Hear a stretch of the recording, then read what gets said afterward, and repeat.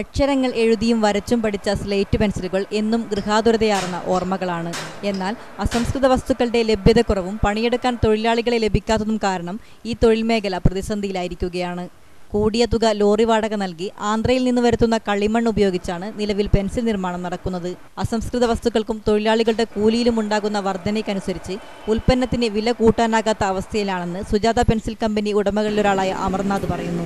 ആന്ധ്രയിൽ നിന്നാണ് ഇതിൻ്റെ റോ മെറ്റീരിയൽ വരുന്നത്. പിന്നെ ആന്ധ്രയിൽ നിന്നുള്ള കോമ്പറ്റീഷൻ ഞങ്ങൾക്ക് നല്ലുണ്ട്. ആന്ധ്രയിൽ നിന്ന് പാറ കട്ട് ചെയ്തിട്ടാണ് സ്ലേറ്റ് പെൻസിൽ ഉണ്ടാക്കി പെട്ടിക അടച്ചു വരുന്നത്. ലോറി വാടക ഭയങ്കരമായിട്ട് ഓരോ പ്രാവശ്യം എഴുതുന്തോറും ലോറി വാടക കൂടി വരികയാണ്. ഇപ്പം 48,000 റുപ്യ വരും ഒരു ലോഡ് ക്ലേ ഇവിടെ എത്താൻ. ലോറി വാടക മാത്രം. അതിൻ്റെ പുറമെ ക്ലേൻ്റെ വില ഒരു 15-20 ഇടയിൽ അത് വരും. അത് എത്രത്തോളം പോകണമെങ്കിൽ അത് വില കൊണ്ടുപോകും. ആളെ കിട്ടണമനുസരിച്ചും.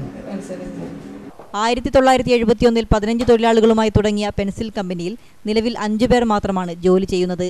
കമ്പനിയിൽ തൊഴിലാളികളെ ലഭിക്കാത്തതുകൊണ്ട് ഉൽപ്പാദനത്തിലും കുറവ് വരുത്തേണ്ടി വന്നിരിക്കുകയാണ്. മറ്റു മേഖലകളെ അപേക്ഷിച്ച് കുറഞ്ഞ കൂലിയാണ് ഈ മേഖലയിലേക്ക് തൊഴിലാളികൾ കടന്നുവരാൻ മടിക്കുന്നത്. സർക്കാരിന്റെ ഭാഗത്തുനിന്ന് കാര്യമായ സഹായമൊന്നും ലഭിച്ചില്ലെങ്കിൽ അവശേഷിക്കുന്ന സ്ലേറ്റ് പെൻസിൽ നിർമ്മാണ യൂണിറ്റുകളും അടച്ചുപൂട്ടേണ്ട അവസ്ഥയിലാണ്.